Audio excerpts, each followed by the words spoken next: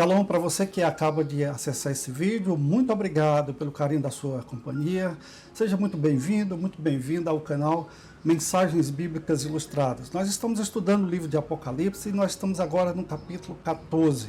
E você pode contemplar comigo nessa tela o resumo do que vai acontecer no decorrer deste capítulo.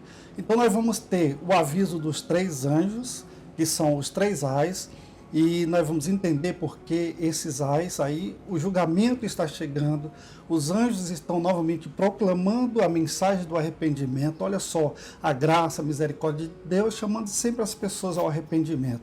Nós vamos ver também a cena do Cordeiro e os 144 mil no Monte Sião, e vamos ver também, por fim, a colheita da terra, que será a separação dos justos e dos ímpios para a inauguração do reino milenial de Cristo Jesus. Fica comigo, pega o seu caderno, pega a sua caneta, tome suas notas, estude sobre esse assunto, que tem muito assunto bom para enriquecer a nossa vida espiritual. Vamos lá, vamos adiante. E aí está o que a palavra do Senhor está nos dizendo no versículo 1.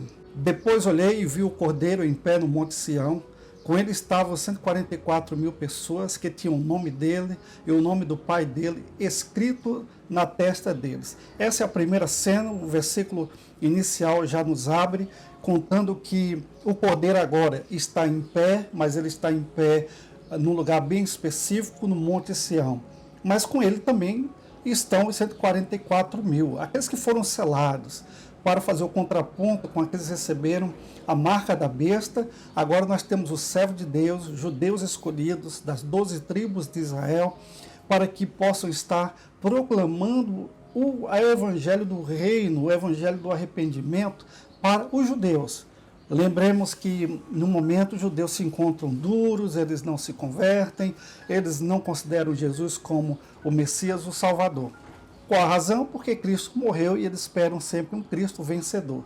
O anticristo virá, os enganará, fará com eles uma aliança durante 7 anos. Da metade dessa aliança, ele vai quebrar esse compromisso com os judeus, vai profanar o templo que foi construído. A grande perseguição acontecerá aos judeus, porque os judeus se converterão em larga escala. Não por acaso, os 144 mil judeus selados por Deus estão agora com essa tarefa de proclamar o evangelho do reino. Veja, o evangelho do reino, não é mais o evangelho da graça, que é referente a esse momento que nós estamos vivendo. O Evangelho da Graça abarca exatamente a Igreja do Senhor Jesus Cristo, todos aqueles que se converterem nesse período da graça e são incorporados ao corpo de Cristo, que é a Igreja, a noiva do Cordeiro. Esses aí estão sendo envolvidos com a proclamação do arrependimento para a vida eterna. Mas, na tribulação, a proclamação vai ser para que aquelas pessoas rejeitem a marca da besta e venham para o Deus Todo-Poderoso, para que possam entrar no reino milenial de Cristo. Finalmente, Cristo será proclamado como o verdadeiro Messias. Israel, nessa ocasião, vai estar se voltando para Cristo. Por isso que estão os 144 mil e o Cordeiro no Monte Sião. João está antevendo a cena quando Jesus Cristo vai pisar no Monte das Oliveiras, que vai separar o bode das ovelhas, vai julgar as nações para determinar quem entra no milênio e quem não entra no milênio. Isso nós vamos ver em detalhes mais adiante. Agora, versículo 2, nós encontramos: então ouvi uma voz do céu, que parecia o barulho de uma grande cachoeira ou o som de um forte trovão. A voz que ouvi era como a música de arpistas tocando as suas harpas. Veja que lá no início nós encontramos essa mesma voz, uma voz de trovão, uma voz forte, mas era uma voz que estava mais relacionada ao juízo, e as pessoas temeriam ouvir essa voz que viria do trono, essa voz que vem dos céus, uma voz potente, uma voz de autoridade. No início, para julgamento, mas aqui é diferente. Esses que estão ouvindo são os selados por Deus, aqueles que foram seguidores do Cordeiro, aqueles que viveram para pregar o evangelho do reino no período da grande tribulação, não aceitaram a marca da besta, e por isso mesmo eles estão agora sendo contemplados com essa visão maravilhosa de estarem diante do Cordeiro em pé no Monte Sião. Ou seja, eles terão o privilégio de participarem do reino de Cristo. E por que essa voz não é mais aquela voz de julgamento? Porque agora ela é relacionada à música. Era como música de arpista tocando as suas harpas, ou seja, será uma voz agora agradável, uma voz poderosa, uma voz potente, uma voz de autoridade, sim, mas agora é a voz do nosso querido Salvador, agora é a voz daquele que está nos chamando para entrar no seu reino, agora é a voz daquele que está nos recebendo para participarmos da sua glória, e glória eterna. Versículo 3, agora nós temos os 144 mil estavam diante do trono, e dos 4 seres vivos e dos líderes, e cantavam uma nova canção, que somente eles podiam aprender. De toda a humanidade, eles eram os únicos que tinham sido comprados por Deus. O que nós aprendemos aqui, olha só que maravilha, é que um dia todas as nossas dores passarão, todas as nossas pelejas cessarão, toda a nossa agonia, essa perseguição, essa rejeição, finalmente terá sido colocado para trás. Agora nós estamos entoando um cântico de vitória. E esse cântico não é qualquer um que pode cantar, não somente aqueles que têm o privilégio de serem filhos, servos, aqueles que foram selados por Deus. Então os 144 mil estão cantando uma nova canção. Agora é a canção de vitória, que só conhece aqueles que são seguidores de Cristo. Aqueles que têm no seu coração ardente por o reino, pela justiça, para a vinda do Senhor Jesus Cristo. Aqueles que na tribulação rejeitaram a marca da besta e não adoraram a sua imagem, esses sim terão o privilégio de entoarem um cântico novíssimo, um cântico que é exclusivamente para os adoradores, por isso que somente eles podiam aprender, ninguém mais, além daqueles que foram seguidores de Cristo. Isso tem uma lição para nós também. Jesus tem uma nova canção para nós. Jesus pode transformar as nossas lágrimas em riso, as nossas dores agora em alegria, alegria de vitória, alegria de conquista, alegria de que nós estamos agora participando do reino milenal com Cristo Jesus, o nosso Senhor e Salvador. Versículo 4 diz: eram os que se conservaram puros porque não haviam tido relações com mulheres. Seguem o Cordeiro aonde ele vai. Entre todos os seres humanos, eles foram comprados e foram os primeiros a serem oferecidos a Deus e ao Cordeiro. Vejam só a dedicação deles. Aqui está dando ênfase à dedicação, a maneira com que eles se entregaram unicamente a Cristo e ao reino. E também, claro, eles não tinham tempo a perder. Eles tinham um foco, eles tinham um projeto de vida muito claro diante deles. Eles não ficaram enamorados com as coisas desse mundo. Não, eles sabiam que agora não tinha mais tempo a perder com absolutamente coisas do entretenimento humano.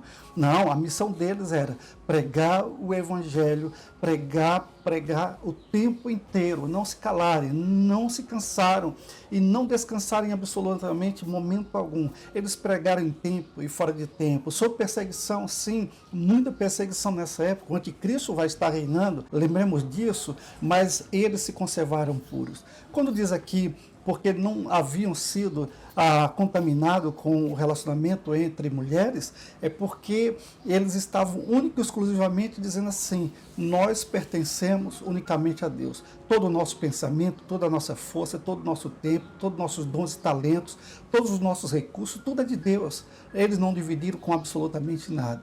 Aqui não está dizendo que a questão do casamento é que está sendo colocado na berlinda, ou está dizendo que não tem valor, está dizendo que não é santo, que a impureza vem através desse relacionamento entre homem e mulher. Não, o casamento é um projeto de Deus, o casamento foi algo que Deus colocou para o homem e mulheres se unirem e formarem uma família, mas aqui não há tempo para isso.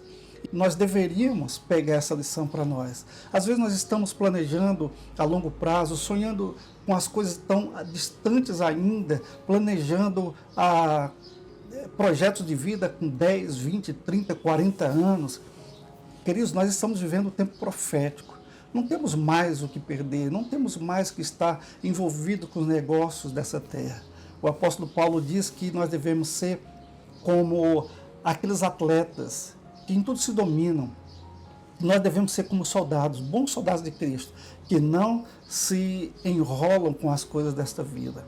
Tantos entretenimentos para nos afastarem da palavra, nos afastarem da oração, nos afastarem da pregação do Evangelho, quantas desculpas temos para não pregarmos o Evangelho da salvação. Mas como esses, nós precisamos também atentar para o fato que o nosso tempo aqui é pouco. Nós estamos vivendo, com certeza, no último dos últimos dias. Então vamos seguir esse exemplo e vejam só, eles seguiam o Cordeiro por onde quer que eles iam. O que Jesus fazia, eles faziam. O que Jesus mandava, eles falavam literalmente. Então, Jesus Cristo, Pedro diz que andou nessa terra, nos deixando as suas pegadas, o seu exemplo, para que nós pudéssemos seguir o exemplo de Cristo. E qual é o exemplo de Cristo? Ele disse, a minha comida é fazer a vontade do Pai. Então ele estava indo em todos os lugares à procura dos perdidos, que é basicamente o que nós precisamos fazer. O Senhor Jesus, antes de ir às alturas, ele nos deu uma missão, ir de por todo mundo e pregue o Evangelho a toda criatura. Vamos nos concentrar nessa nossa missão. O versículo 5 diz, eles nunca mentiram, nem cometeram nenhuma falta. Como é possível isso? Hoje em dia as pessoas acham que é improvável ou impossível até que as pessoas vivam sem uma mentirinha aqui ou ali para resolver os seus BOs da vida. Né? Usam a mentira como uma ferramenta comum do dia a dia. Mas nós somos lembrados que nós somos filhos de Deus e Deus é a verdade. Jesus Cristo mesmo disse, eu sou a verdade. Não é que ele falava a verdade, não é que ele praticava a verdade, ele era a verdade, internalizada ali, na própria carne, na própria existência, na própria essência. O Verbo se fez carne e habitou entre nós. Então nós precisamos encarnar essa verdade como sendo algo possível para nós no dia de hoje. Essas mentirinhas aqui e acolá, nós somos completamente enganados pelo diabo, achando que isso não tem nada a ver, que não influencia na nossa vida espiritual, mas influencia sim. Precisamos ser honestos. Paulo diz assim que nós devemos falar a verdade uns com os outros. Precisamos falar a verdade o tempo todo. Nós precisamos sim nos concentrar na grande verdade que a mentira parte do diabo e que o diabo é o pai da mentira. Mas nós somos filhos da luz, filhos da verdade, filhos de Deus e precisamos andar nessa verdade. Versículo 6 diz, então vi outro anjo voando muito alto com uma mensagem eterna do Evangelho para anunciar aos povos da terra e todas as raças, tribos, línguas e nações. Veja só que essa mensagem era anunciada a todas as pessoas, todas as raças, tribos, línguas e nações. Quando está dizendo que um anjo, veja, Pedro diz que agora, na época da graça, os anjos gostariam de ter o privilégio que nós temos de pregar o Evangelho. Mas Jesus confiou a nós, a igreja. Ele disse que nós deveríamos ir fazer discípulos e batizar em nome do Pai, do Filho e do Espírito Santo e ensinando todas as coisas que Ele nos ensinou. Nós precisamos ganhar discípulos, nós precisamos fazer discípulos, nós precisamos pregar, repito, o que Paulo diz a Timóteo, em tempo e fora de tempo. Quer seja oportuno ou não, nós precisamos criar oportunidade. Nós não podemos mais perder tempo nos calando, nos envergonhando, nos acanhando e deixando de lado a mensagem que é a única que pode salvar o perdido da condenação eterna. Veja que agora a igreja não está mais presente. Então Deus envia anjos, os 144 mil, as duas testemunhas e anjos. Deus nunca deixou a humanidade sem aviso. Deus nunca deixou de dar oportunidade do arrependimento para os homens na face da terra.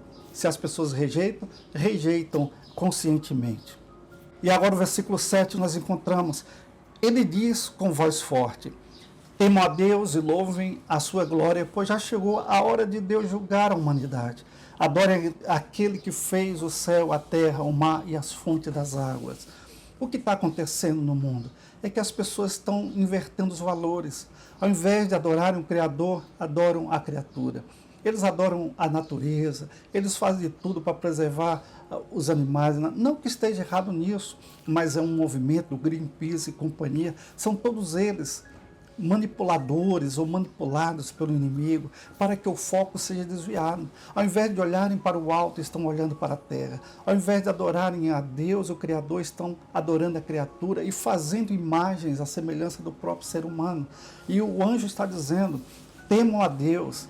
Aí, nesse momento, todos estão temendo a quem? O anticristo, esse líder político que foi mundialmente eleito e ele é um ditador cruel, um perseguidor. Quem não aceita a marca dele o 666 será perseguido até a morte, ele não dará trégua absolutamente a ninguém. E aqui o Senhor diz, temam a Deus e louvem a Deus, não adorem a imagem da besta. Haverá uma imagem a ser adorada, mas ele está dizendo aqui, não adorem a imagem da besta. Volte-se para Deus, adorem aquele que fez o céu, a terra, o mar e as fontes das águas. Esse é o Todo-Poderoso, é esse que pode transformar a nossa vida.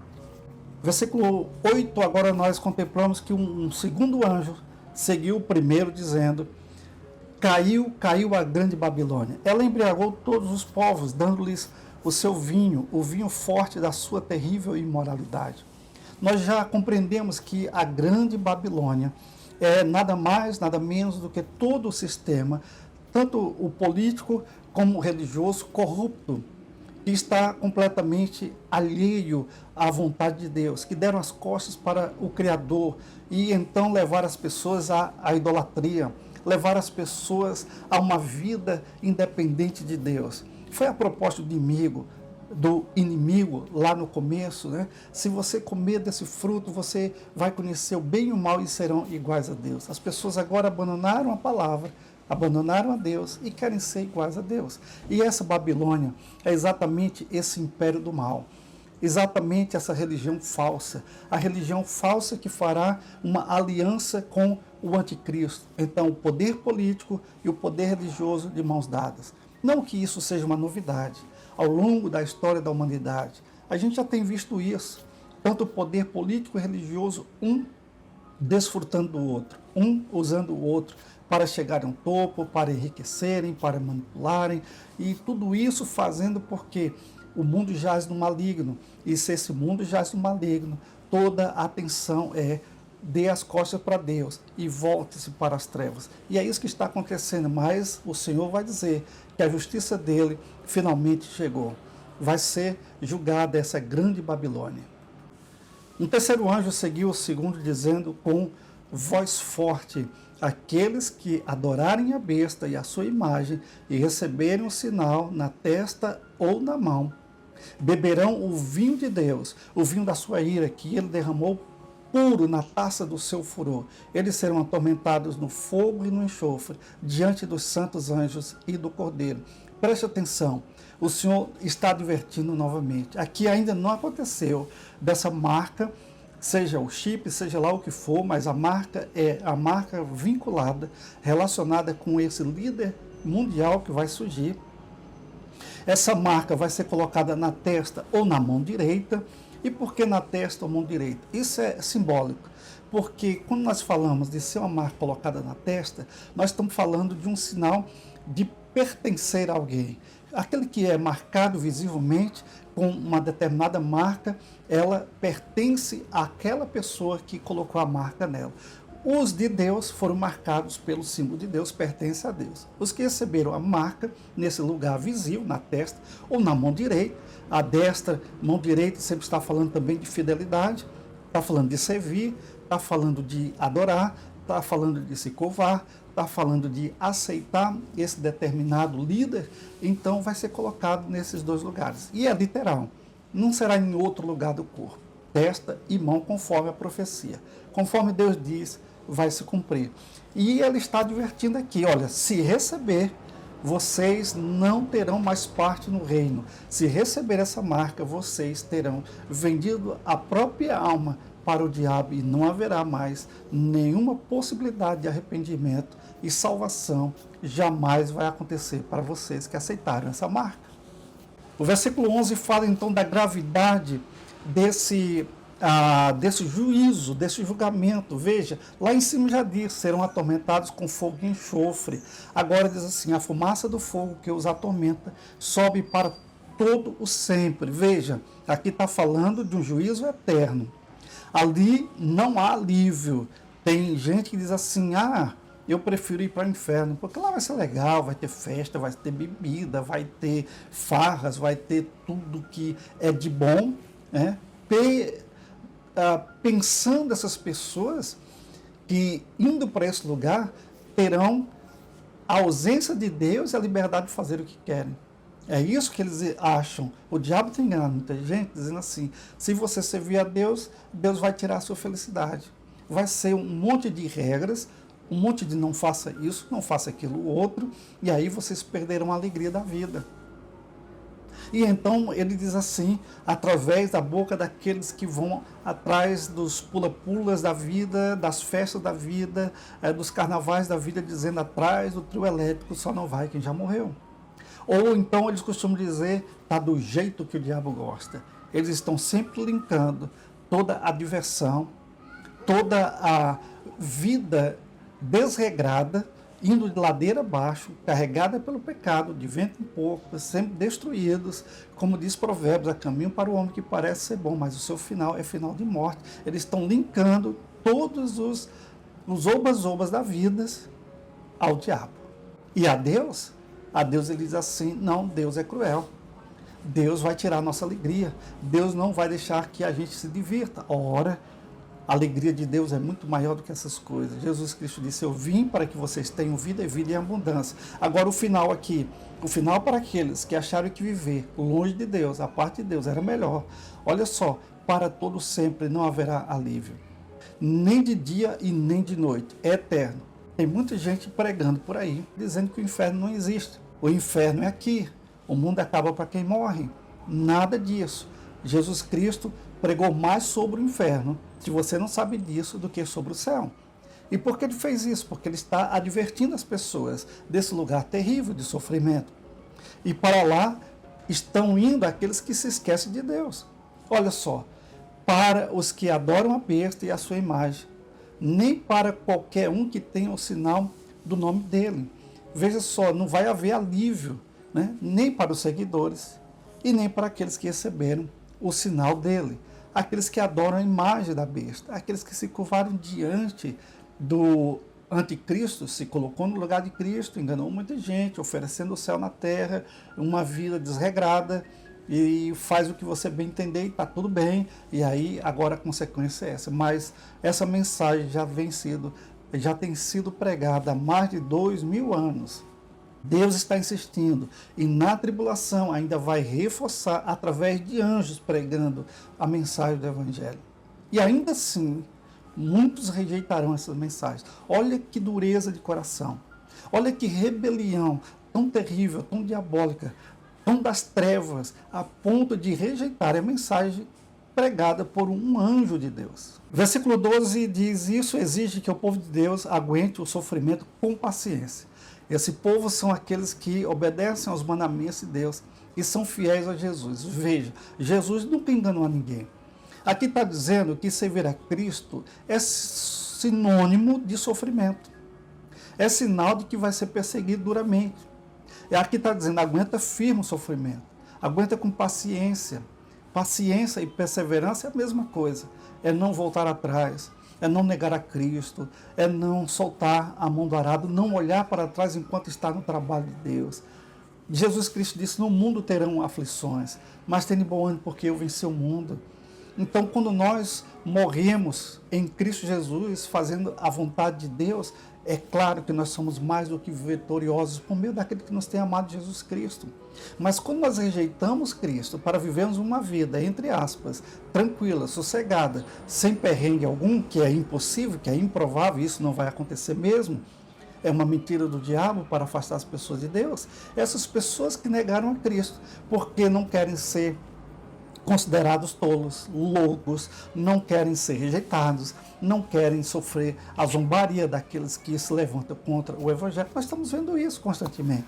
Nessa Olimpíada, olha só a abertura que nós tivemos. Quanta zombaria, quantas pessoas fazendo pouco caso da mensagem do Evangelho, quantas pessoas trocando os valores da moralidade, da santidade, por valores mundanos, por valores pecaminosos, por quadros de orgias que são pintados diante dos nossos olhos. É isso que o diabo está dizendo. Ele tem a realização, ele tem a diversão, ele tem a felicidade, mas que está dizendo, ei, vocês vão me seguir, vocês serão perseguidos, vocês serão maltratados, vocês serão aprisionados, vocês serão mortos. Mas ele diz aqui, aguente firme, porque o final é que vai mostrar a diferença daqueles que servem para aqueles que não servem. Versículo 13 diz, então ouvi uma voz do céu que diz, escreva isso, Felizes as pessoas que desde agora morrem no serviço do Senhor. Sim, isso é verdade. Responde o Espírito de Deus. Felizes aqueles que morrem no serviço do Senhor. Jesus não está negando o fato de que nós, os seguidores dele, vamos passar sim por rejeições, perseguições e até morte. Fomos derrotados? Absolutamente não. Somos mais do que vencedores por meio de Jesus Cristo que nos tem amado. Essa é a grande verdade. Paulo, o apóstolo, ele diz: combati o bom combate, eu guardei a fé, completei a minha carreira, o meu corpo já está sendo entregue por libação, sacrifício. Ele sabia, pelo Espírito de Deus, que ele não sairia com vida daquela prisão, e ele foi decapitado, mas ele não negou a Cristo. Mas ele diz: eu sei em quem tenho crido, e sei que ele é poderoso para guardar o meu tesouro naquele dia. O viver para mim é Cristo, e o morrer é lucro. É lucro. Quando nós estamos em Cristo, nós nunca seremos perdedores, sempre seremos vencedores, porque Cristo é a vitória para aqueles que creem. Agora diz o restante do versículo: elas descansarão do seu duro trabalho, porque levarão consigo o resultado do seu serviço. Olha que interessante. O apóstolo Paulo certa vez disse: nada trouxemos para esse mundo e nada levaremos dele. Mas aqui o trabalho que fazemos para Cristo, a vida que nós vivemos para Ele, se nós vivemos inteiramente para a glória dele, então, olha o que está escrito: nós vamos um dia descansar.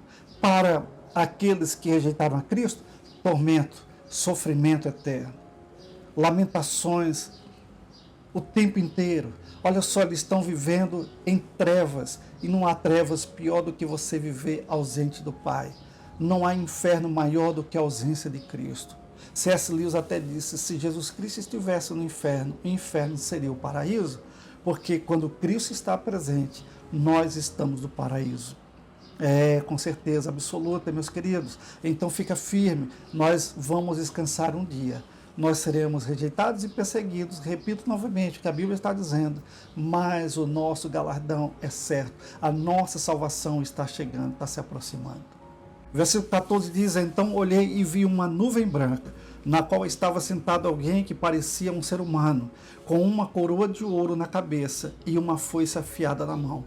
Agora nós temos o retrato de um rei, mas nós temos o retrato também de um juiz. Nós temos o retrato daquele que vai vir para a ceifa, aquele que vai julgar a terra.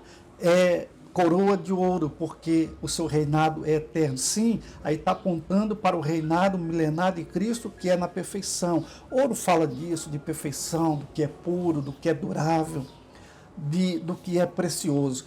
Então, quando Cristo finalmente inaugurar o seu reino, nós, Igreja de Cristo, estaremos reinando com Ele. E aqueles que não aceitaram a marca da besta estarão entrando no paraíso terreno, que vai ser o paraíso celestial, vai ser um momento perfeito, de justiça perfeita. Nós vamos ver isso nas próximas lições. Então, apenas direi o seguinte, que Jesus Cristo promete um reino, mas Jesus Cristo está prometendo também que o juízo vai chegar. Finalmente, toda a maldade do homem cessará. Todo pecado será colocado um ponto final nele. Toda essa crueldade, toda artimanha, toda mentira, todo engano, tudo cessará. E finalmente, nós vamos viver um tempo aqui na Terra como nunca houve, e só vai haver posteriormente com um novo céu e uma nova terra. Mas a humanidade, ainda em pecado, terá o privilégio de ver um verdadeiro líder, um verdadeiro governador, justo, reto, aquele que nunca vai enganar ninguém, nunca vai fazer um juízo pela metade, com 2 pesos e 2 medidas. Não, será sempre reto, correto, prazeroso, algo que o mundo anela nos dias de hoje, suspira por ver um líder, e vai surgir o falso mestre, o falso Cristo, o anticristo, para enganar as multidões. Mas será por pouco tempo, 3 anos e meio apenas, que ele vai estipular uma falsa paz. Mas Cristo dará ao mundo 1000 anos de verdadeira paz. Agora o versículo 15 diz: outro anjo saiu do templo e gritou bem forte para aquele que estava sentado na nuvem: use a sua foice e faça a colheita, porque já chegou a hora de colher. A terra está pronta para a colheita. Veja bem, quando diz assim, use a foice e faça a colheita, está dizendo, apressa-te, porque agora o juízo é inevitável. A terra está pronta. Olha só, Deus tem dado à humanidade praticamente 6.000 anos, mais de 6.000 anos de existência. Deus tem sido longânimo. Pedro até disse que alguns na sua época começaram a questionar que a vinda de Cristo ela não iria acontecer. Porque tantos anos já se passaram, os pais já dormiram, e tudo continua do mesmo jeito. E Pedro diz assim, não, Deus não retarda a sua justiça, mas Deus é longânimo, é paciente, querendo que todos cheguem ao arrependimento. Olha só, o amor de Deus, a bondade de Deus, a longanimidade de Deus para com a humanidade. E mesmo assim, a grande maioria continua rejeitando. Mas há um momento em que a medida de toda a iniquidade chega a um ponto que não vai passar dali. Foi assim com Sodoma e Gomorra. Foi assim antes, lá no princípio, em Gênesis capítulo 6, quando Deus traz à humanidade o juízo através do grande dilúvio, porque a maldade do homem já tinha realmente chegado no topo. E agora nós estamos vivendo dias tão cruéis, tão terríveis, tão desumanos, tão tenebrosos, em que o Senhor está apregoando para nós, nos dias de hoje, através de vários servos, vários homens e mulheres e crianças até, dizendo: o tempo tem chegado, o dia está próximo da colheita, os campos já estão brancos para a ceifa. Versículo 16 agora diz: depois o que estava sentado na nuvem passou a foice sobre a terra e fez a colheita. Versículo 17, aí outro anjo saiu do templo que está no céu, e ele também tinha uma foice afiada. E depois outro anjo, que era o encarregado do fogo, saiu de perto do altar. Veja, está falando nuvem, templo, altar. Todo esse juízo é um juízo de Deus. É um juízo que vem do alto. É um juízo que só Deus poderia fazer. As pessoas hoje têm medo, de uma guerra nuclear, uma bomba atômica, coisa desse tipo assim, para dizimar toda a humanidade. Diz que o homem está preparado para acabar com a humanidade 10 vezes, se eles quisessem assim. Não é se eles quisessem, na realidade, se eles pudessem. Porque ninguém vai fazer isso. Guerras e rumores de guerras, ameaças, de todos os tipos. Mas Deus está no seu trono. Deus tem o controle de tudo. Ninguém vai apertar nenhum botão para exterminar a humanidade. Não vai ser exterminado, porque tudo está reservado para o dia do juízo de Deus. Agora, aqui nós estamos vendo julgamentos parciais. E virá então o julgamento final. Por enquanto, o Senhor ainda está dando tempo para o arrependimento. E ainda diz: com voz forte ele gritou para o anjo que tinha a foice afiada: use a foice e corte os cachos de uvas da videira da terra, pois as uvas estão maduras. Veja que ele está falando videira da terra. Nós conhecemos, pelo menos na alegoria bíblica, 3 videiras. A primeira videira é direcionada a Israel. Sim, Isaías diz que Israel é a videira de Deus. Também aqui no tempo da graça, com a igreja do Senhor Jesus Cristo, diz que nós somos a videira. Jesus é a videira, nós somos os ramos. Então a segunda videira é a videira, a igreja linkada a Cristo, que é a videira verdadeira. Nós somos ramos enxertados. Mas existe também a videira da terra. Essa videira da terra fala da contaminação, aqueles que estão longe de Deus, aqueles que estão caídos no pecado, vendidos ao pecado, amando o pecado. E esses, pois, serão julgados. O juízo de Deus não poupará ninguém. Por enquanto, a mensagem é: arrependa-se e creia no Evangelho, para que você não seja julgado com este juízo tão duro e inevitável e inescapável. E versículo 19: então o anjo passou a foice sobre a terra, cortou os cachos de uvas da videira e os jogou no tanque da violenta ira de Deus, onde as uvas são pisadas. Preste atenção. As pessoas costumam dizer: ah, mas Deus é amor, Deus é amor, Deus é amor. Sim, é verdade, Ele é amor, está sendo demonstrado aí, através de todo o tempo, de todas as mensagens enviadas para o arrependimento. Ele é amor, sem dúvida. Mas Deus é justo. Deus é reto juiz, e desse aspecto ninguém pode se esquivar. Não adianta pensar que Deus é aquele velhinho de barbas brancas, sempre dizendo sim, tudo bem, ok, me manda todo mundo. Não, Deus chama a todos ao arrependimento, uma vida de santidade, para vivermos debaixo dos mandamentos dele. E os mandamentos dele não são penosos. não são pesarosos. Pelo contrário, quando nós nos submetemos a esses mandamentos, nós encontramos vida, nós encontramos abundância nesses mandamentos. Mas haverá um tempo da violenta ira de Deus. Deus se ira contra o pecado. Deus ama o pecador? Ama, mas Deus se ira contra o pecado. Aliás, há pregadores que dizem, de uma maneira mais contundente, não, Deus odeia tanto o pecador quanto o pecado, porque um não vive sem o outro. Bom, vamos pensar aqui, que uma vez que a pessoa está vivendo no pecado, realmente, ele está dentro desse combo aí, não tem como escapar. Não é que Deus está sendo bonzinho, amando a esse e fazendo vista grossa o que ele está fazendo. Não, absolutamente. Deus ama o pecador que se arrepende por completo. Aí nós vamos ter realmente esse abraçar de Deus sobre nossas vidas para que nós possamos morar eternamente com Ele. Mas se andarmos no pecado, não escaparemos do juízo. Versículo 20 diz, as uvas foram pisadas no tanque que ficava fora da cidade.